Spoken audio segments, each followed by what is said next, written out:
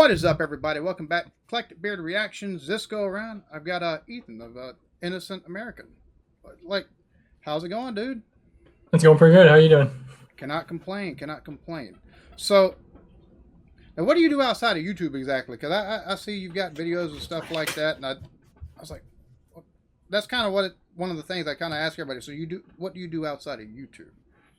I work in construction. I'm a carpenter slash remodeler. Oh, nice.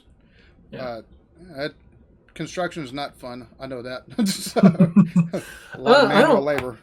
Oh yeah, it's definitely hard. I don't mind it too much because we do remodeling, so we never do one thing over and over. We don't get the repetitious. Oh yeah, so you get to take and So do demo and like you we might do do a demo. One day we'll be doing a bathroom. The next day we'll be doing a basement. The next day we'll be doing, you know, very pretty much. The company I work for pretty much does pretty much everything. We can do everything, honestly, except for really, really big projects. But like we awesome. know how to do everything, so that's why I like it. Oh, so that's pretty cool. That's yeah, because I know certain I've done like road construction. And you work on the same road for six Oh, months, a year or once, so, and it's yeah, like, oh, I got to go back to this place. But if you're taking and moving from like room to room or taking and changing houses pretty frequently, keeps things a little bit fresh and it makes things a little bit easier to take and move along to. absolutely, yeah. So now I see you started 5 months ago, and it's average American versus average British person. What hmm what made you want to take and start making YouTube videos? Well, there's this YouTuber named Lavluca. He's British, and he does kind of the opposite of what we all do. I just happened to come across him one day, and I was like, well, why not make YouTube videos while I learn about other countries? Um, so he kind of inspired me to start my own YouTube channel, and that's why just found a video and started looking at the differences. It's funny. I've run across it. He's I could see why he might inspire you. He's a pretty entertaining fella. He's really good with the way he does his videos and everything like that. Yeah, he's So really good in it. Like I know you put a lot of content out, and he does this. I think he does like 4 videos a day. Uh, whew. which is a lot. He does 4 videos a day, runs 2 channels. But it's working well for him. I mean, I think gosh, since I started, he's more than doubled his channel. So Man, yeah, that's my goodness, 4 video. I thought I was doing good with 3 videos a day. Like, yeah, 3 videos a day. Yeah, he whew. does three. And Pretty two sure he does. channels. Yeah, pretty sure he does 3 on YouTube and like his Patreon or whatever or something. But So he's got that. My he's got to have some kind of process down to where it's streamlined pretty quick. oh That yeah, or maybe he's got an editor, which would greatly help after taking and doing 4 videos. Because editing process, in my opinion, is probably the most tedious part of the whole process of making the videos. Um, absolutely, yeah. which that was going to be another thing. Like, how do you? What's your what's the hardest part for you for the process? Is it finding the videos? Is it taking and actually doing the editing after you've recorded, or um, Well, a lot. To be honest, while I was working, my wife actually did most of the editing for me, which helped a lot because I was working like 10-hour, 11-hour days. I would leave at 6, and I'd get home till 6 because I would drive. So by the time I did a video, I was always just too tired, and I didn't. She's a photographer, and she knows like Photoshop and oh, stuff, so she offered to edit. But now that I'm down because of my knee, I don't know if you heard anything about that, but I had knee surgery. So now that I'm down, I've actually taken over and learned how to edit. And she still helps me do the fine tuning until here in the next week, I should pretty much be taking over all of it by myself. But yeah, now that I am editing, it's definitely a lot, like you're saying, a lot, very tedious and kind of boring, honestly, just like watching yourself over and over and over. yeah, and I was going to take and ask also because I know you took and made mention whenever we talked previously on Instagram about having a surgery. Did you like tear your ACL, or you just have general knee issues, or No, so it's kind of dumb. Apparently, I went skiing one time in my whole life, like 6 years ago. Uh, and I guess I tore my ACL then, but I didn't feel it. So over time, it slowly lowered itself onto my meniscus, and then oh, it ripped that out like off where it's supposed to be. So I had a bucket handle tear, and by the time they did my MRI, I had no ACL left. So they did a complete replacement, and then they folded my meniscus back over, stitched it, and that's why I can't walk for another 3 weeks, 6 weeks. You have to let your meniscus heal because there's just not much. There's not a lot of blood flow that gets to it, so it takes a long time to heal. So. Ooh, you got lucky with not feeling the pain, but the after results that I've torn my ACL and it did this number. I immediately felt it, so that sucks. Like, holy crap! Did you have to have surgery on it? Or were you able to? I had to have. Really? I took and waited for about a year. I knew as soon as it happened. Though, it's funny because we were visiting a Christian college at the time, and I jumped up playing a game called volleyball. It's like volleyball, but on an inside court. Who thought that would be a good idea? Jumped up to hit the ball, and when I come down, my knee just said, "Boop boop." Oh, wow. My god! Yeah, it emergency. So you know I'm going through that. Oh yeah, it's rough. Oh yeah. So you've had your channel going on 5 months now, and it's been looking at the UK. What's been the most interesting thing you found out since you've been taking and doing this? Most interesting thing I've found out about the UK. Probably the fact that even though we're very similar, just how different we are, like with the cultures. And then I had no idea like how different, even in their own countries, they were. Like how they have all the different accents, and even over there they have different words that they use. If you like, people say if you go like 20 to the next town, what is it? A dinner roll can mean something totally different. Oh yeah. So that was definitely a big surprise to me. Comedy was a big surprise to me. I didn't realize how big their comedy is over there. So that was interesting. And then I don't know. Yeah, just the people. They're very welcoming. Yeah, it's a stark change from what we see on TV when it's presented to us over here, because they all presented as snobs and proper. Yeah, exactly, proper, and that or they're all commoners and they're thieves. One of the two. There seems to be no in between on that. It's like that's not a fair representation. Now that I know better, sure. So you might actually wind up being the shortest interview because you've got such a small body of work. But I only have 60 videos. But what I find cool is the fact that you're taking the right approach to everything, and the way you're learning, the way you're actually doing your videos and stuff like that. 13,000, dude, that's freaking awesome. And yeah, no, for sure. I've been like super impressed with it. I'm very happy with it. It's what's your favorite thing you've reacted to so far? Oh gosh. Trying to think. Maybe, well, there was two. There's the Catherine Tate one I did recently. That was just super funny. So that one was good. And then the electric, I did one with Tom Scott because the electrical plug one, because it seems like they for some reason, a lot of British people seem like we were still living in the 60s with the 2-prong outlets and very, very dangerous electricity that we had at the time. And so I'm not, even though I'm not an electrician, but because I work in the construction and I have done a lot of wiring and stuff, I kind of knew what I was talking about. So I really enjoyed that because I was pretty knowledgeable, I'd say, in it. So just doing that compare and contrast was a lot of fun for me. Nice. Now I noticed that's 2 videos you've done by him, if I'm not mistaken, Danny. Because I think I've done 3 or 4 by him. Oh, really? So, yeah. I actually took and went. You did the Dasani, and I seen it about a month after, and I was like, you know what? That's an interesting subject, only because I hate the bottled water industry we've got over here in the U.S. It's so ridiculous. And I actually wound up taking and he actually wrote me on the reason why he was giving me a copyright claim. He's like, you really didn't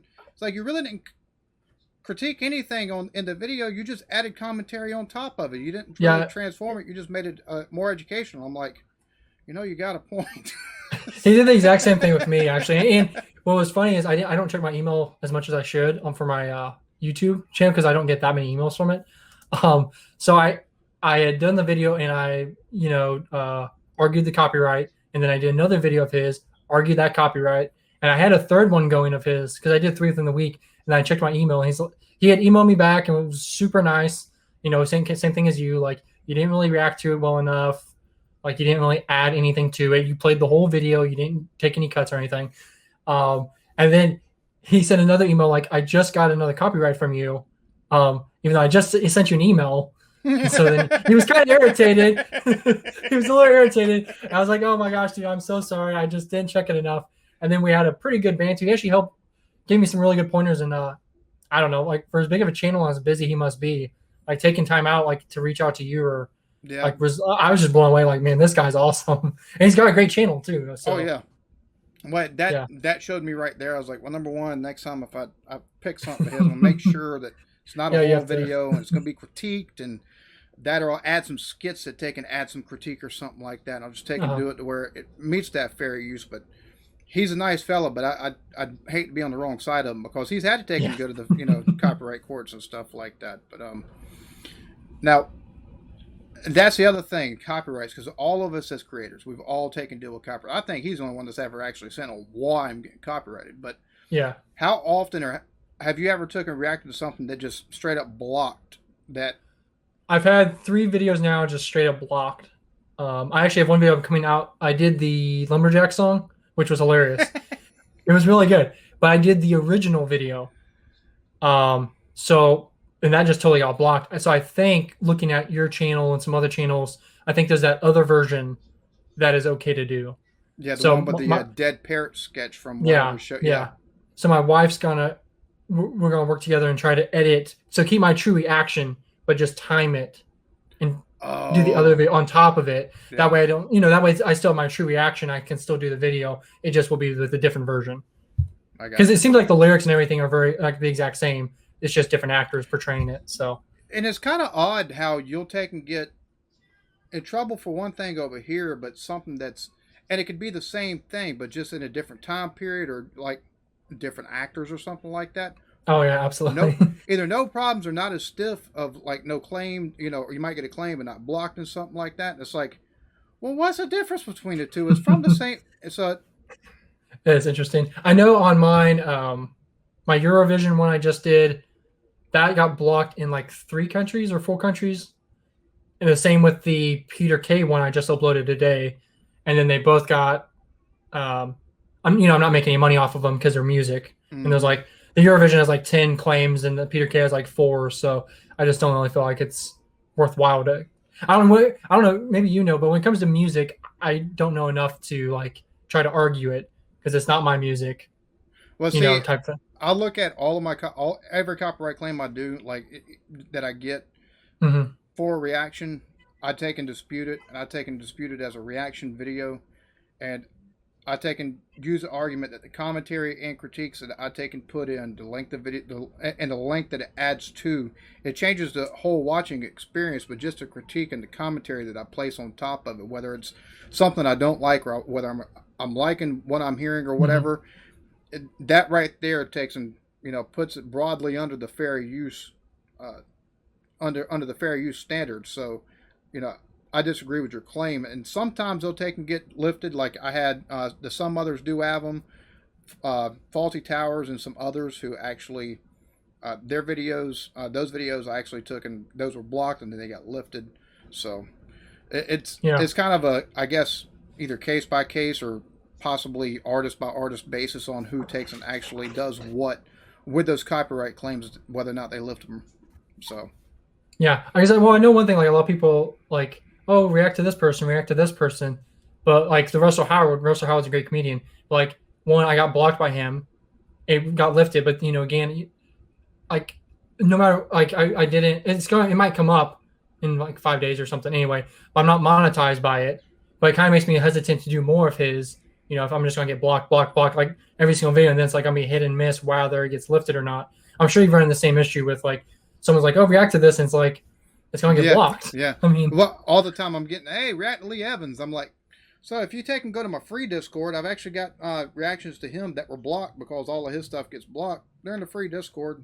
Others like, hey, cool. Look at this show. And I'm like, hey, that's in my member Discord. So if you want to take and join channel membership and see stuff like that that's been blocked that specifically for my members, it's over in there. Because that's the only way I've seen to take and get past some of the stuff is to make sure people can still see it because it's been requested. And you want to take and, you've already done the reaction. It gets blocked. You don't want to take and have a dead video. So yeah, absolutely. I'll take and upload to Google Drive and share, make sure it's not no restrictions on it. So whoever gets the link can view it. And that's cool. I know some people do I don't know if you have a Patreon. I think I saw that you do. No, you don't. Okay. No, I used to, and I quit with it once I got the membership option. So. Okay. Yeah, because I know a lot of people will in the reaction genre will do the Patreon thing. For me, I don't really feel like I do enough content to really like one. I'm trying to up it to one video a day, but if I'm just gonna upload on YouTube, I don't want to make people pay to like see it a day early on Patreon or something. Yeah. But I do know that some people when they they do like 3 videos a day, they will put on like an exclusive on Patreon, which is a little different. But where I'm going with this is I've seen a lot of people take the blocked video and you go put it on Patreon. That's kind of like a back way. Yeah. They'll take and use Vimeo a lot of times, or that'll like they use their Discord and stuff like that. Now I've seen people take and do it where early access, and that was one of the things I was like, I don't want to go the early access angle because then it feels like it's behind a paywall. You're going to see it later anyways, Yeah. Unless it's blocked, I don't really see a reason to take and kind of feels dirty putting it behind a paywall. But if I'm going to have a membership, there's got to be some kind of perks the way I looked at it. So yeah. I know YouTube has a membership thing, but the reason why I don't use it is because they take like 30% off or something. Yeah, but that's even with any kind of monetized videos that you're able to put out. Like they take 30% of that too, so it just adds into whatever you would take and get from them normally. Same thing with super chats. You take 30% of those. If you do a live stream, somebody does super chat, 30%. So wow, yeah. YouTube. I mean, that's why YouTube's such a big company. Mm-hmm. Yeah. So now you've only been going for 5 months. Where do you see your channel at a year from now? I would like to be at 50K within a year. I would hope so. I think I will be going back to work in 3 to 4 months, but I'm hoping in that in between time, if I'm uploading every day, besides the weekend, five videos a week, that will help people to subscribe, and then I'll try to, I'm gonna learn the editing, so that will become a little bit smoother, and then I'm hoping maybe when I go back to work, I can do at least 4 videos a week, so not really quite as big of a loss. But I would like to do 50K at the end of the year. Oh yeah, within the year. Oh yeah, you taking as much as about as much consistency. A lot of times, video selection and stuff like that you take and react to, that has a lot to do with it. I can see you easily having 50 by the end of the year or by next year, like easily. It's, yeah, I know. Like one of the things, like I feel like I have decent content, and I have quite a few people that really like it. Obviously, that you have people that don't, but it's just everyone.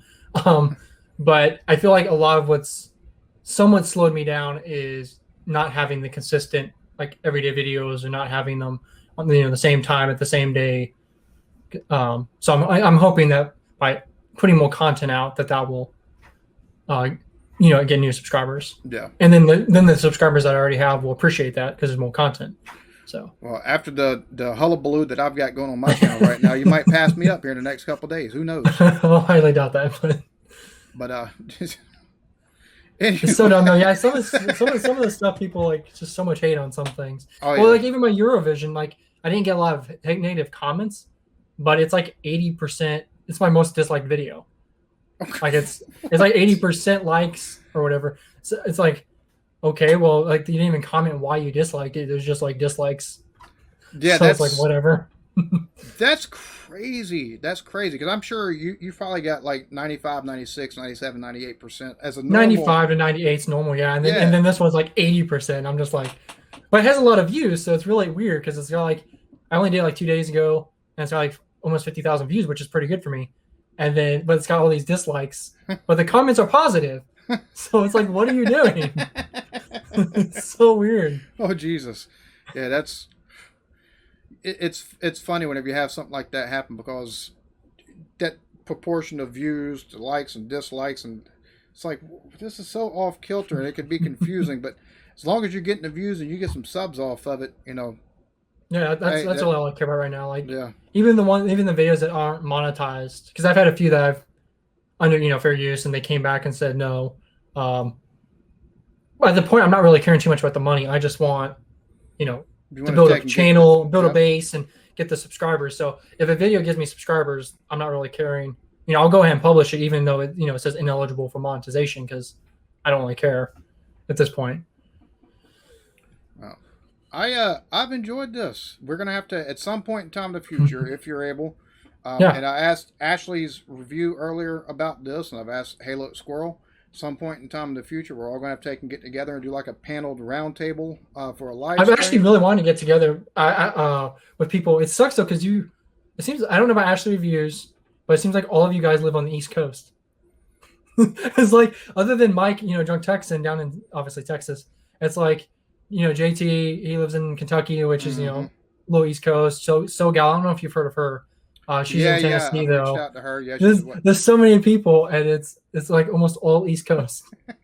So it's just weird. Well, where are you located at exactly? You Kansas, Kansas. Oh wow. smack dab in the middle, pretty much. Wow. What? Hopefully y'all It's don't not too have bad. any- I mean, it'd be a day drive, but it'd be worth it. Yeah. Be Yeah, fun. hopefully, hopefully you don't have the kind of humidity. Right now, Oh it's my in God, the 90s it over sucks here here. and 80% humidity, and it's like my poor AC is trying to keep up. Jesus. Yeah, no, that was one thing too.